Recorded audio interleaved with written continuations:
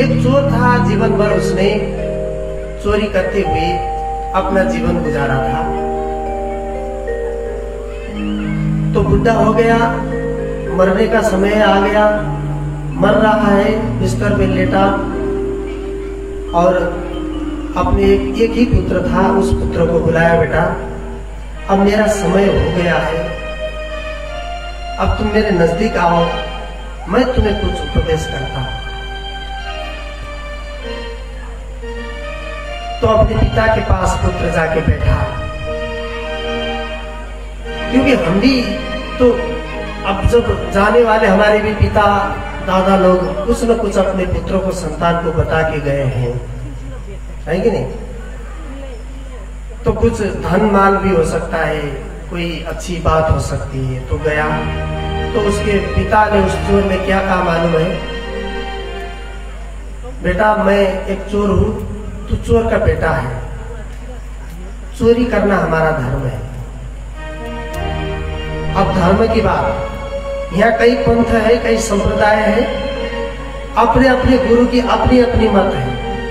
शास्त्रों को सबने छोड़ दिया। मुझे कभी कभी रोने का मन करता है, शास्त्रों को छोड़ दिया, अपनी बात कहते हैं। खुद को क्या अच्छा लगता है उसी को धर्म बना दिया। तो इस चोर ने भी अब वो ही जाना था और चोरी किया, उसने भी चोर को धर्म माना। तो बोला ये हमारा धर्म है, यही हमारा कर्म है। अच्छी तरह से चोरी होगा तो तू अपने बीवी बच्चों को पाल पाएगा, नहीं तो बेटा भूखा मर जाए। चोरी बड़ी दिमाग लगा के करना, बड़ी मेहनत से करना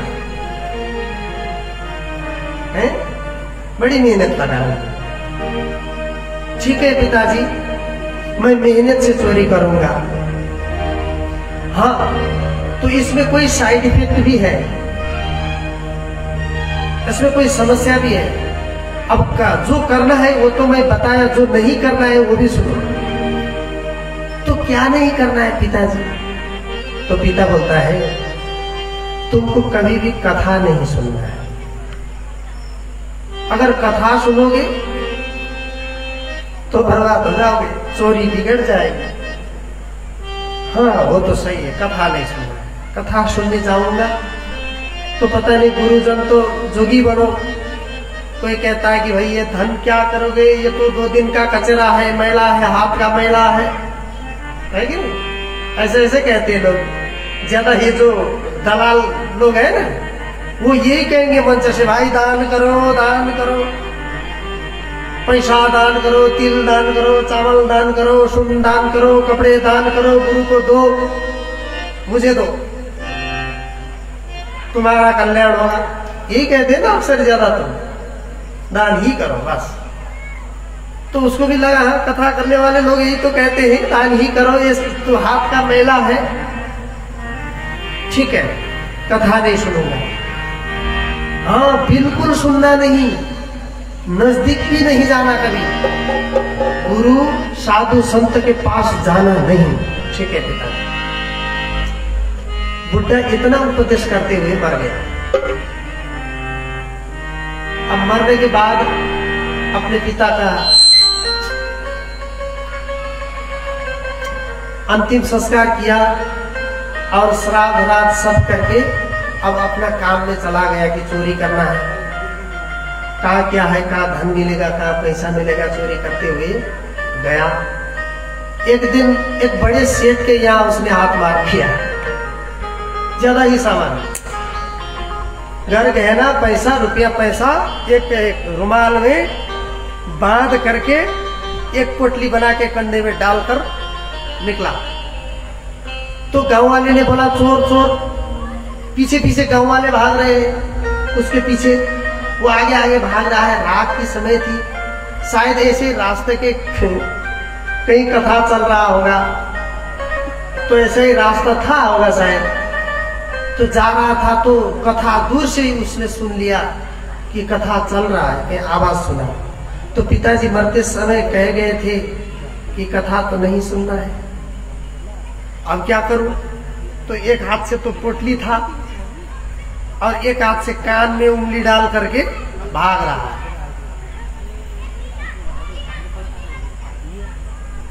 तो दैव संयोग, परमात्मा हर सुधरने के लिए मौका देते हैं, हर कोई को देते हैं, लेकिन उस मौका को हम नहीं जान सकते, ये हमारा कमजोरी है। तो रास्ते में टूटा हुआ कांच के टुकड़े थे, एक टुकड़ा पैर में चुभ गया।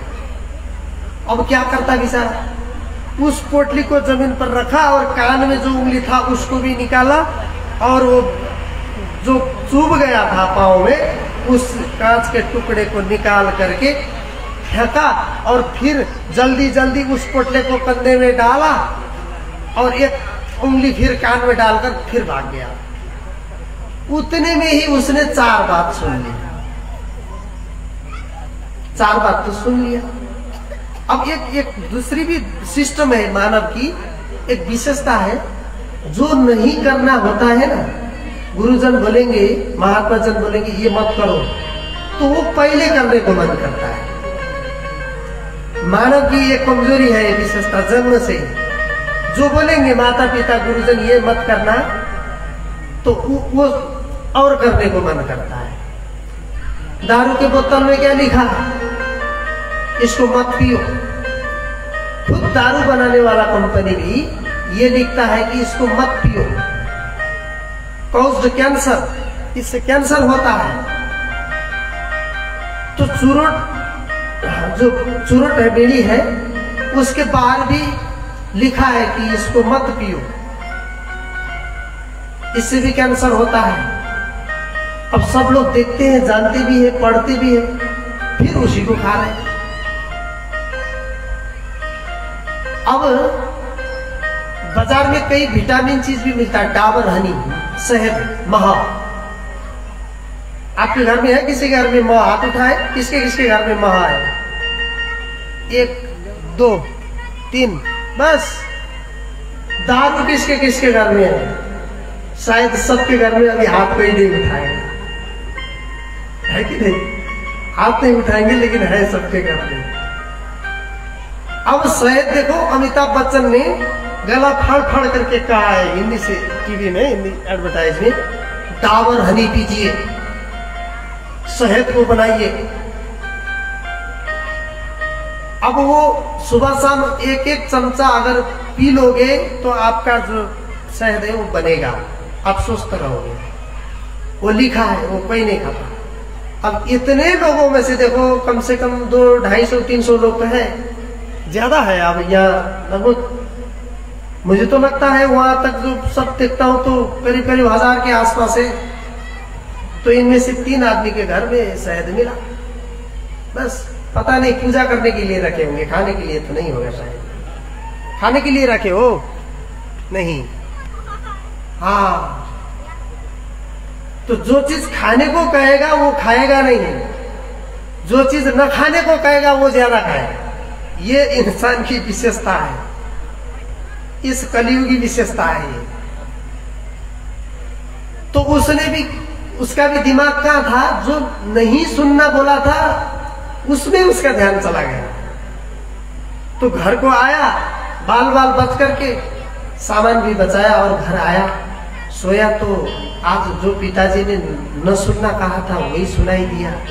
पता नहीं इससे कुछ बिगड़ेगा तो नहीं, ऐसा सोच रहा था।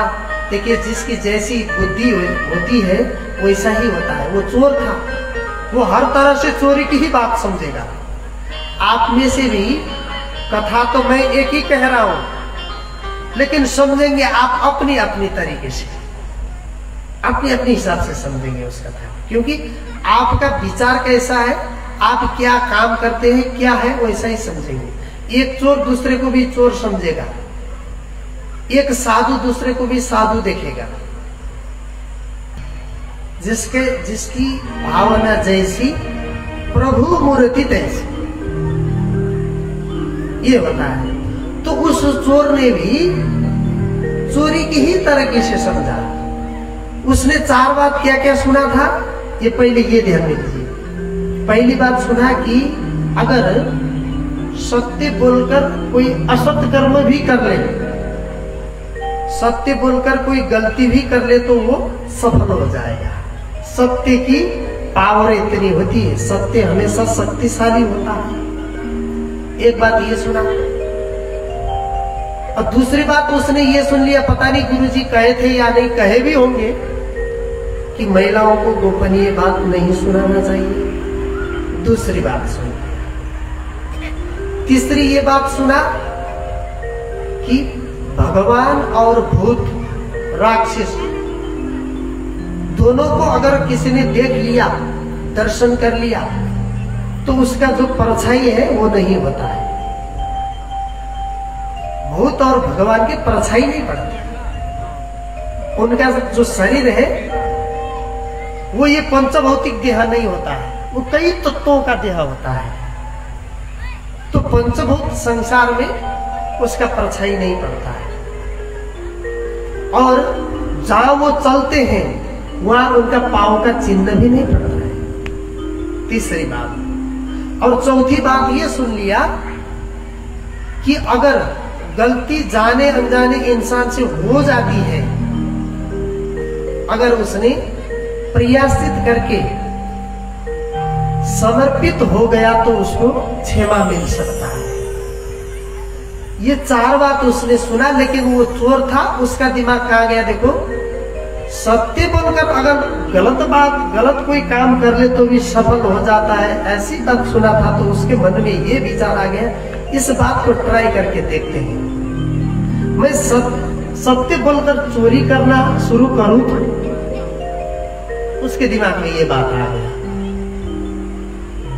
तो सीधा चला गया राजा की दरबार, सीधा। और द्वारपाल थे, बोलो कौन है, कहां जा रहा है? बोला मैं चोर हूं। और कहां जा रहा है? चोरी करने जा रहा हूं राजा के दरबार में, राजा का खजाना जो है उसको साफ करूंगा आज, ऐसा बोला। तो द्वारपाल सोच रहे भाई कोई चोर खुद जाके मैं चोर हूं, चोरी करने आ रहा हूं, चोरी करके लेके जाऊंगा, कहेगा क्या? नहीं कहेगा। तो द्वारपालों को लगा ये राजा का कोई गुप्तचर हो सकता है, अगर इसको रोकेंगे तो हम कार्रवाई पड़ सकते हैं, चलो जाने दो। अंदर जाने दिया, निकल गया अंदर। और अंदर जाके जहां राजा का खजाना था, उस खजाना को पहले उसने इकट्ठा किया और बहुत भारी हो गया क्योंकि राजा का खजाना था। तो वहीं पर अंदर एक ऊंट था, ऊंट के ऊपर उस खजाना को रखा और खुद ऊंट के ऊपर बैठ करके निकल रहा है। फिर द्वारपाल ने पूछा क्या लेके जा रहे हो? बोलता है अरे मूर्खों, मैं चोर हूं, मैं बता तो रहा था। अब राजा का जो खजाना चोरी कर लिया हूं, इस खजाना को लेकर जा रहा हूं, तुम क्या मूर्ख हो? ऐसा कहा। चलो भाई पता नहीं क्या गड़बड़ है, जाने दिया द्वारपालों ने। अब कैसे पकड़े भाई? चोर तो ऐसे करेगा नहीं, जो हो ही नहीं सकता, संसार में ऐसा कोई घटना नहीं है। तो चोर सफल हो गया चोरी करने के लिए, पहली बात सिद्ध हो गई। खुश हुआ, घर में जाके अपनी पत्नी को बताया देखो ऐसा ऐसा हुआ। अब ये ऊंट को क्या करूं? तो ऊंट को मार दिया और घर के पीछे एक नाला था, नाला में गाड़ दिया उसको, है कि नहीं?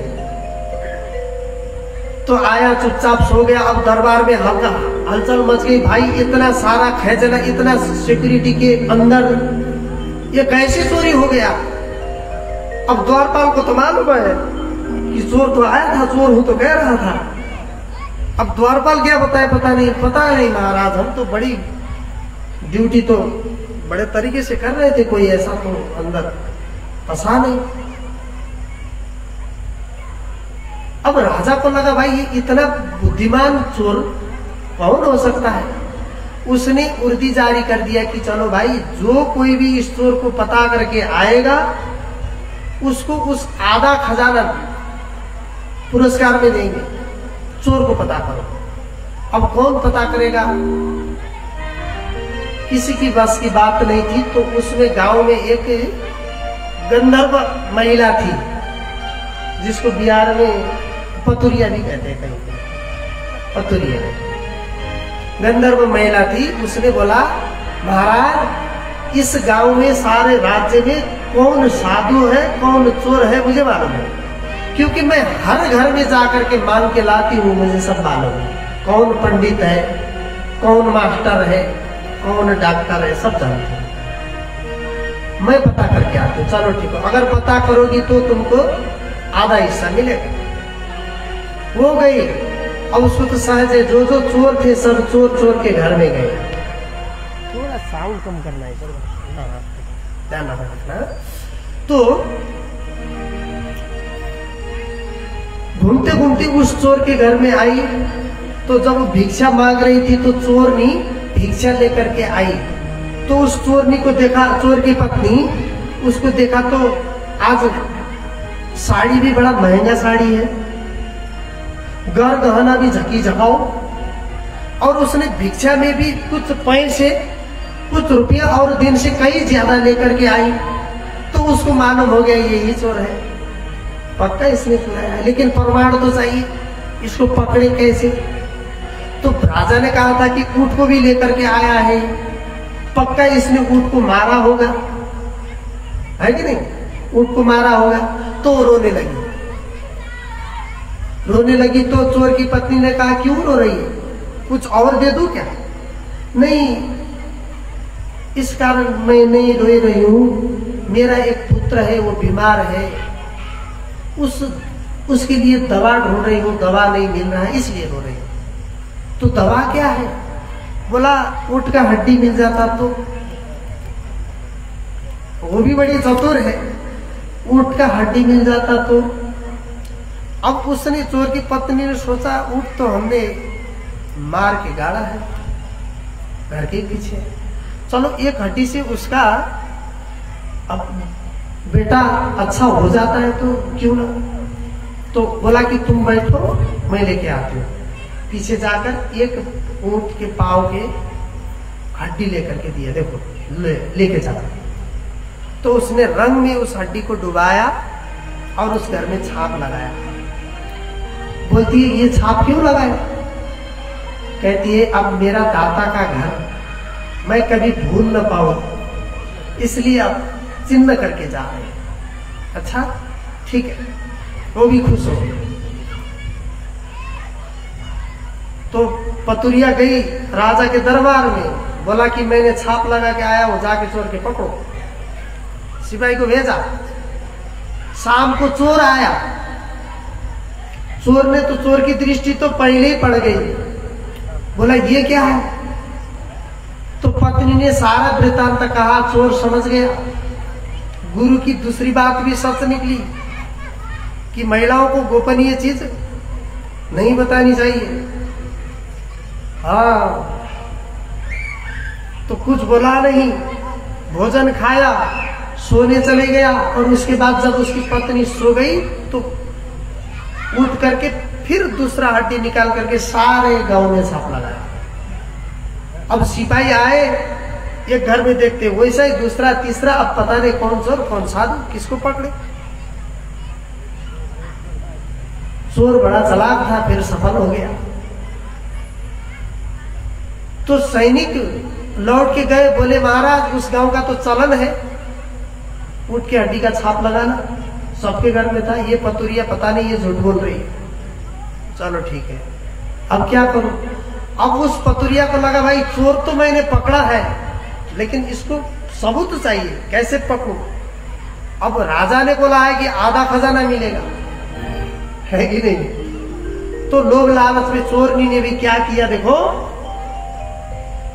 दो नकली हाथ जोड़ लिए पीछे, श्रृंगार किया, काली बन करके आ गई, देवी का स्वरूप। सबसे दुनिया को ठगने का कोई सबसे आसान तरीका है तो धार्मिक तरीका है। धार्मिक कोई भी पैतरा आप आजमा लो, ठगना सहज बन जाता है।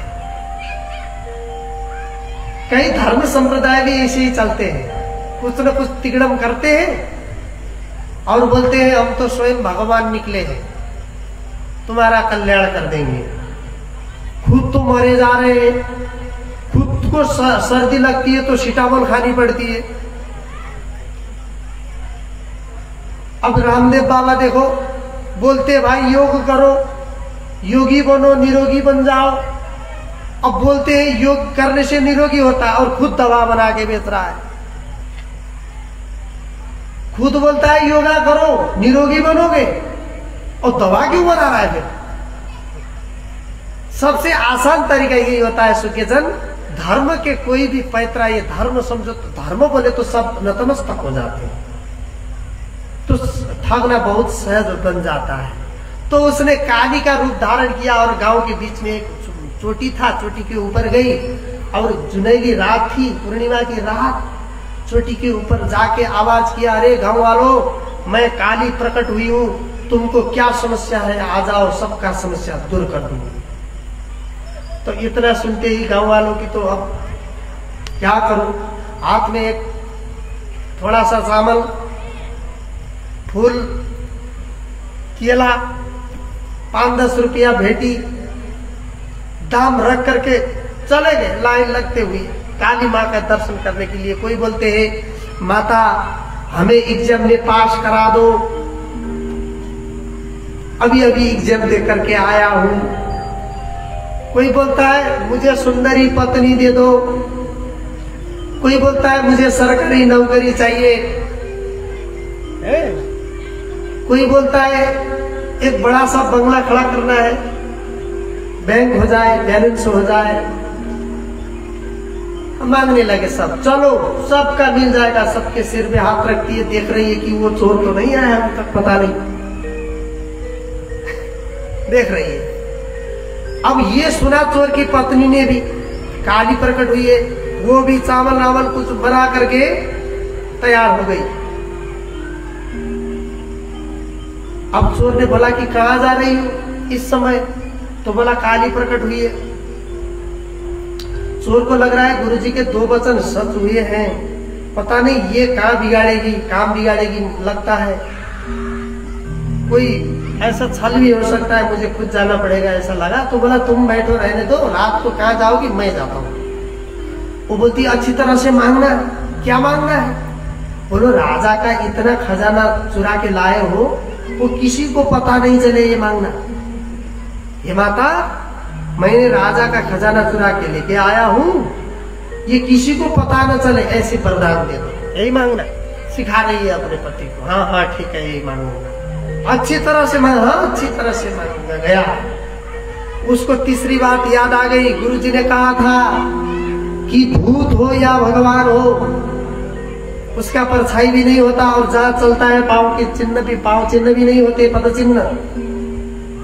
तो देखा तो वो जहां जा रही थी पद चिन्ह भी है, परछाई भी है, ये वही पतुरिया है। वो जान गया, आए हो, हाँ मांग के आया हूं, तुम आनंद से सो जाओ। अब जब रात को सोया तो उस चोर को नींद नहीं आई भाई,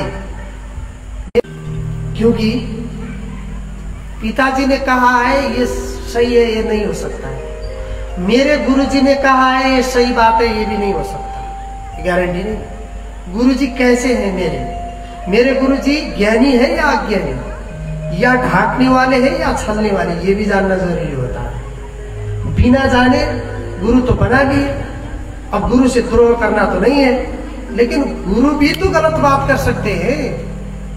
अब मैं देखो 18 पुराण का कथा करता हूं, अब मेरे जैसे और भी है, विद्वान और चम्मच एक ही होता है, चम्मच है ना, चम्मच दूध में भी वो जा सकता है, सब्जी में भी जा सकता है, दाल में भी जा सकता है, हलवा में, खीर में, पूड़ी में, लेकिन चमचा, उस चमचा को उस चीज की टेस्ट नहीं होती, स्वाद नहीं होती, खाने वाले को स्वाद होती। अब गुरु को स्वयं को स्वाद नहीं भी हो सकती है, पढ़ा रहेगा सब कुछ, लेकर ऐसा हो सकता है। तो उसको रात भर नींद नहीं आया, उसने सोचा गुरुजी सही है, मेरे पिताजी गलत है, इसलिए अब चौथी बार प्रयाश्चित करता हूं और समर्पित हो जाता हूं राजा के। वहां दंड जैसा भी देंगे, मैं गलती कर रहा था। जितना भी खर्च किया कर लिया, जो भी सामान बचा हुआ था वो लेकर के गया राजा के दरबार में। द्वारपाल देख रहे, उनको तो आंख में घूम रहा था, वो दूर से आ रहा था, वो चोर देखो, चोर आ गया, चोर आ गया। जाके झपटे, वो बोला मुझे झपटने की क्या जरूरत है, मैं खुद तो आ रहा हूं, पता नहीं तू क्या करेगा, हमें मालूम नहीं, तुझे तो पकड़ के लेना है। पकड़ के लेके गए राजा के सामने और बोला महाराज चोर आ गया। अच्छा आ गया, खुद आया क्या? हाँ खुद आया। अब राजा भी चकित हो गए, इतनी बुद्धिमता से चोरी करके गया था और खुद लौट के आ गया, क्या है रहस्य बता। तो उसने अपनी सारा कहानी बताई राजा को। तो राजा ने उसको दंडित नहीं किया, उसको मंत्री बना के रख दिया। क्यों? क्योंकि अगर एक क्षण का सत्संग सुनने से ये इंसान इतना परिवर्तन हो सकता है, अगर अच्छी संगत इसको मिले तो ये अच्छा बन सकता है। इसलिए इसको मौका देना चाहिए। समझ में आया?